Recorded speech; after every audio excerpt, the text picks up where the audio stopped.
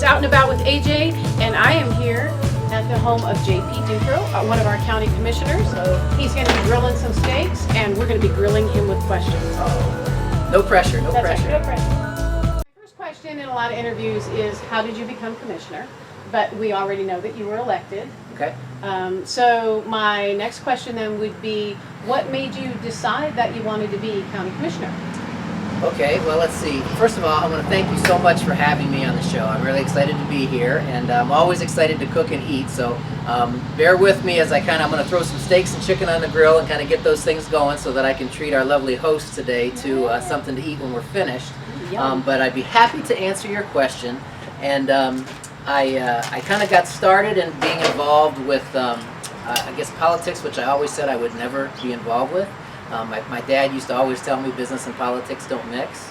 But when I've been working at the family business, our funeral home, for a number of years, and very much enjoyed that, but was asked to consider to run for city council. And a good friend of mine and a couple other folks that were more closer to my generation had been willing to get involved and were going to run, and I really recognized it's hard for any one person to do it on their own, and I thought, we had a similar mindset. So Jim Timonier, Chris McClure, at that time Jason Strong, Kevin Grippy also had were running for the offices, and so we just, I decided to throw my name in the hat and get involved, and was fortunate enough to be elected, and I served for 5 years as the president of the city council. And after that, I was approached again and asked if I'd consider running for county commissioner, and I really enjoyed everything that I was doing at the city. But thought maybe I could have a little bigger impact on a little broader scale. And I thought, well, if the county's so much bigger, we'd have so many more resources to work with, because there'd be this endless pot of money that we could do all these great things that we could designate that we wanted to help change the county. And that turned out to not be nearly as true as I thought it might be. Might be a little disappointment, spoiler alert. But it's been a great experience. So I'm just finishing my my first term as a county commissioner. I'm on the ballot again here in November. So remember to vote. Looking forward to having an opportunity to serve the community again. But it was more just sort of a progression and an opportunity to try to help the county a little bit out of my neck of the woods here in just Ashtabula State. We've got some reinforcements here. All right, now this is my daughter Sarah. So she's my third daughter and one of my very favorite chef helpers. So she loves to watch the Food Network. Excellent. And she's applying her skills. I love it. She's doing a great job. But once you became commissioner and got into the job, got to learn about it, what are some things that you think that people should know about the county commissioner's office or being county commissioner? Well, people ask all the time, well, what does a commissioner do? And sometimes that's a challenging question, because it's really a really wide array of things. I like to equate it to if Ashtabula County were a corporation or a Fortune 500 company, the county commissioners would kind of be like the board of directors. We don't do a whole lot of the day-to-day management and oversight of all the individual departments and really do much micromanaging. But we do kind of have a higher level oversight of what's going on globally throughout a lot of different departments in the county. So we are the budgeting authority for the county, so we have to determine what amount is appropriate to allocate to each individual department, and that includes some departments that are under our oversight, but it also includes the departments of other elected officials of whom we really have no authority or oversight over. So we may be able to tell them how much we think is appropriate for them to spend. We can't really tell them how to spend it. So they may determine, how they allocate, how much is going to go to salaries and how much is going to go to equipment or supplies and how much is going to go to training and, maybe other aspects of their department. But we have to determine what that big number is. So other things that the county commissioners are responsible for. We are the contracting authority for the county, so whether you're purchasing a copier or a fax machine that you have to have on a monthly term, or a vehicle, or a piece of land or property, all that has to get sign off from the county commissioner's office. So that's kind of a oh, sorry about that. Welcome to Route 20, Ashtabula. So, somebody's having some exhaust issues. So the The other things that the county commissioner's office has to manage and deal with would be, we have several different enterprise funds that are sort of the general fund of the county. So the county nursing home, the county commissioners oversee the county nursing home, and the money, we don't take taxpayer dollars to offset that expense. That's all run by itself from the revenue that's generated by the nursing home. The Geneva Lodge, we have our own lodge at the State Park at Geneva. That's an entity that's part of the county commissioner's office. It's oversight by the county commissioners.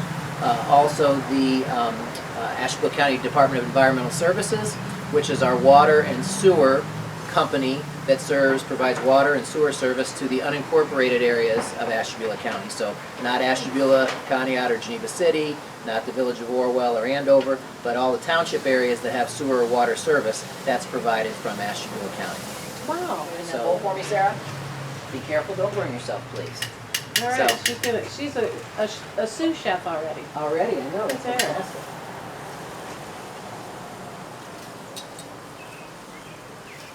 Good job. I'm gonna give them a little more Worcestershire sauce. All right, you're getting the inside tips now. There we go. Like to season it up, so. So I'm sorry, where was I? Back to the other items with the county commissioner's office, things that we're responsible for. Some of the departments that fall directly under the county commissioner's authority, which we kind of manage, would be the planning department, which does address assignments. We'll do CHIP grants for home improvements for county residents. We'll do things like planning, land use planning in the county, some zoning issues and things like that. The Planning Commission kind of falls under that department. Solid Waste District falls under the management of that department and oversight there. So that's one area. And then we have the Building Department, which is where you go to get permits if you're going to do a commercial or construction work. Yeah. So that's part of the county commissioners. The Emergency Management Agency falls underneath us. Mike Fitchett is our director there, and they oversee anything from drills on safety for the Perry nuclear power plant to if we have a tornado or an earthquake or a natural disaster, or maybe if there's a chemical spill or a train derailment. Those are the sort of things that the Emergency Management Agency is prepared to step in and oversee and put together the coordination of how we manage that from. And they also do outreach because they have come to the library and done a program, and I'm sure they're going to come back again. They're on the list. So. And there's a program that you can get to your cell phone. It's an app called Swift 911, and you can actually have an alert come right to your cell phone if you ever want updates on storm warnings in the area, or if there's any other natural disasters or things. So it's really handy to have, and a great way to get notification on things that might be affecting the whole county. That might be an emergency situation. So I'd encourage everybody to consider signing up for that. I think we've kind of covered also what people maybe don't know, because that's a lot of information as Sure. far as what the commissioners have as their job duties. That's got to be one big job description. Yeah, it's a lot. I guess if there's one other thing I would touch on, I think we're more facilitators almost than anything else. I mean, we end up, just trying to fit pieces of the puzzle together and connect different entities up to make things happen. I think a big part of our role is to sort of create an environment that's conducive to, good public policy, public safety, economic development, and those are the things that we may not have all the answers, but we're always trying to fit people to the right other entities or business or advisor that can make that happen for somebody if they're looking to do something positive for the community. Cool. Which is, I'm understanding, Ashtabula County is notorious for working together in things. One agency partnering with another. Yeah, we do have a lot of very good partnerships. Excellent. So what do you like most about being county commissioner? I'm a people person. I always have been. I think, just by my personality, but my professional career has always been about, developing relationships and close interaction with people, and certainly being an elected official is just an extension of that. So I enjoy meeting new people. I enjoy, hearing a concern or a complaint or an idea that somebody in the community has and trying to bring it to a resolution. So either, implementing something that they have, or taking an idea and running with it, or solving a problem that somebody has. I think that's the most rewarding thing of any day, is if you can, take that issue and hear somebody out and have them feel like, they've been listened to, and that we can move forward with whatever it is that's their concern or that's their idea. Excellent. So then the next question is, what do you like least about being county commissioner? Well, the thing you have to like the least spins right off of that, is because you can't always make those things happen. And when you have an issue where someone really is upset, and you understand that they have a reason to be and they have a point, but you can't necessarily fix it. You understand where they're coming from, and my professional career has always been the philosophy, the customer's always right, and you can deal with each individual entity and usually solve their issue to the satisfaction. But when you make decisions in a public forum, any decision that you resolve to make somebody happy inherently is going to make somebody else upset.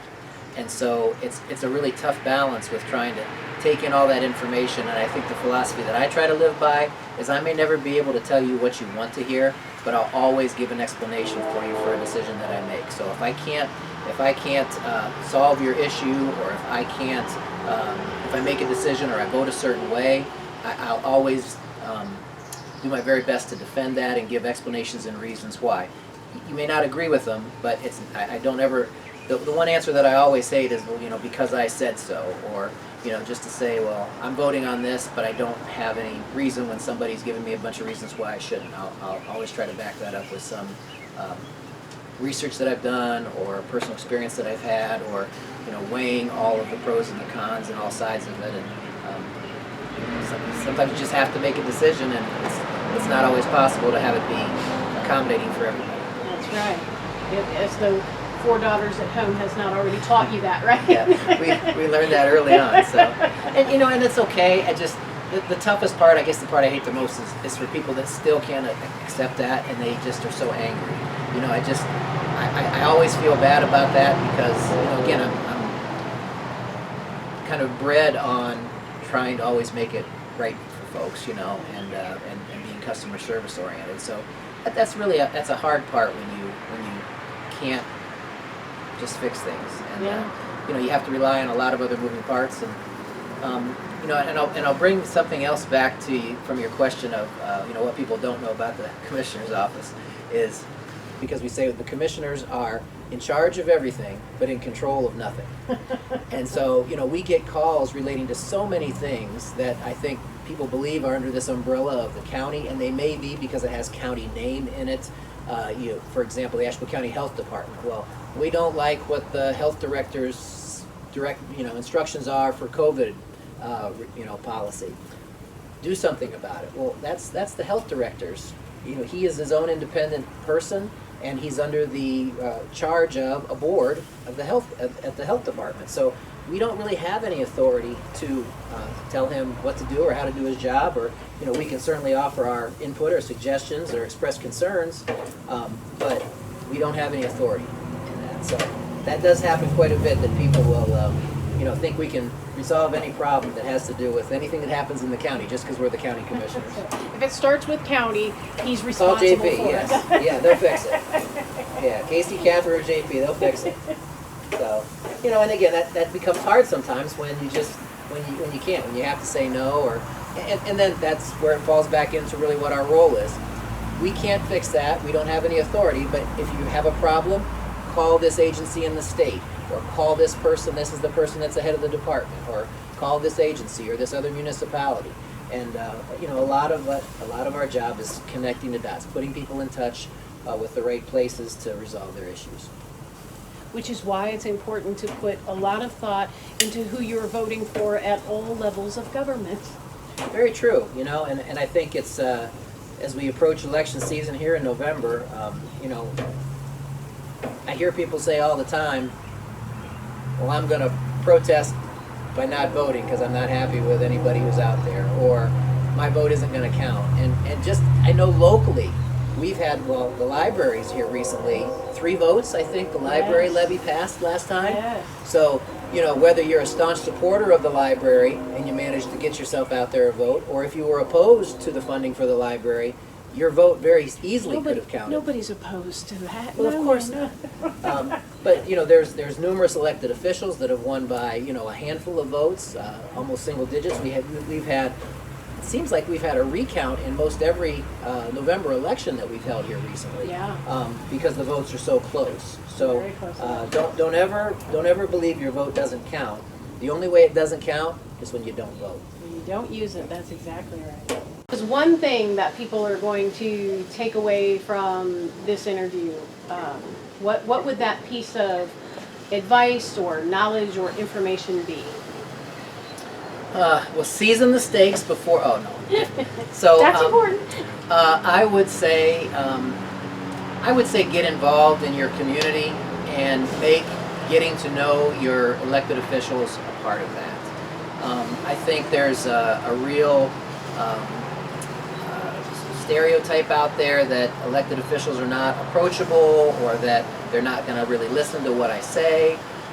I think that it's really the exact opposite. I think we are so used to not having people attend meetings and so rarely having people really reach out to us with, you know, substantive input that when we hear from somebody, and especially when it's a well thought out or researched or, you know, developed idea, I think we're incredibly receptive to that, and we appreciate it so much that we're probably more apt to give it a lot more attention than we would be to put it off.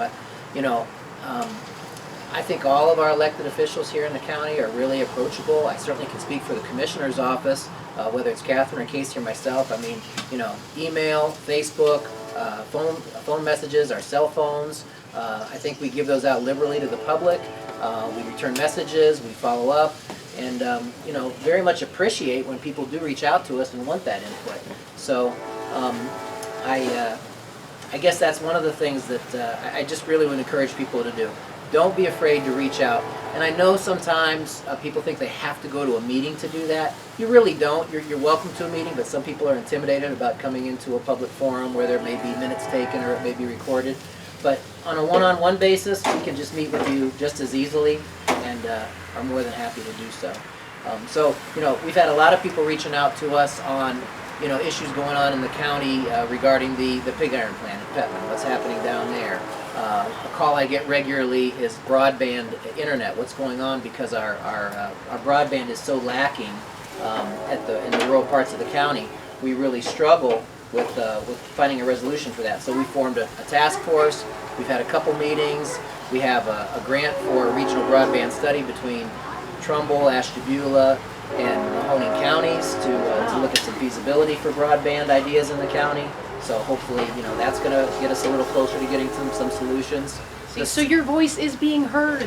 Yeah, and you know, the census, that's another big thing. I didn't touch on that, but that's really critically important. That's kind of taken a back seat now with all this COVID stuff, but response rates are really down in Ashtabula County. And, no, respond. You must respond. If you haven't responded to the census, please go to my2020census.gov and complete the form. It probably takes you 10 minutes. It's very simple. You can do it by phone, by calling in a toll-free number. You can do it online by just going through your computer, or you can fill out a paper form when you get that sent to your residence. So please complete the census. That is critically important for funding that we get at the local level here in the county for all kinds of programs, from early childhood development, infrastructure for roads and bridges, schools, senior programs, all kinds of stuff. Oh, here's Wally. I told you you'd probably see him sooner or later. Look how cute you are. Things that are going on in the community. I guess if I can leave you with anything, reach out to your officials with questions, concerns, ideas. Please call. I can be reached at, my email is JP Ducro, that's D-U-C-R-O, at ashtabulacounty.us. My cell phone is 969-4914. I have no problem sharing my county cell phone. It's welcome to call me on that anytime or send me a text. You can call the Commissioner's office, which is 576-3750, and find us out and about in the community because we're always out doing something. Hey, see, they're out and about too. So we are going to let JP finish grilling, and then we're going to grill him. We're going to do the Lipton's line of questioning. Ooh. See how he does. Okay, no pressure. That's right, no pressure. See, they're looking pretty good. I think we're about ready to serve them up. It's time now to be grilled. We're going to do our Lipton's line of questioning, which comes from James Lipton's list inside the Actors Studio. If you've ever seen that, then you might be mildly prepared. We'll give it our best shot. That's right. So what's your favorite word? Love. What's your least favorite word? Stress. What's your favorite book? Dreamland. A movie that moved you? It's a Wonderful Life. It's one of my favorites. What sound do you love? The sigh of my youngest daughter when she's about to fall asleep on your lap, on your chest. That is precious. And what sound do you hate?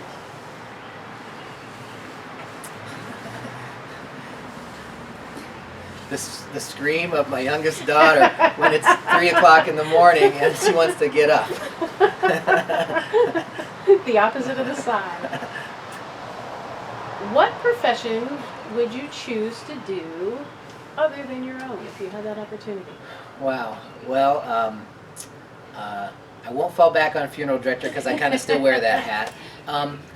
You know, if I could be a professional coach, I would love to do that. I coached cross country and track for 10 years at Asheville High School, and I really loved that. And if I could have made a living doing that, that would be a dream for me. Awesome. What profession would you not want to attempt? Oh my God. Pediatric oncologist.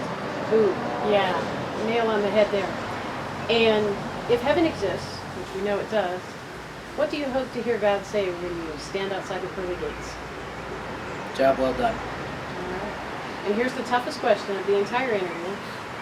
Would you like to do this again sometime? I'd be honored anytime. This was great. So- Great. I love it. Yeah, I'm glad. This has been Out and About with AJ and JP, and we hope to see you real soon. The initials wins. That's right. Yay.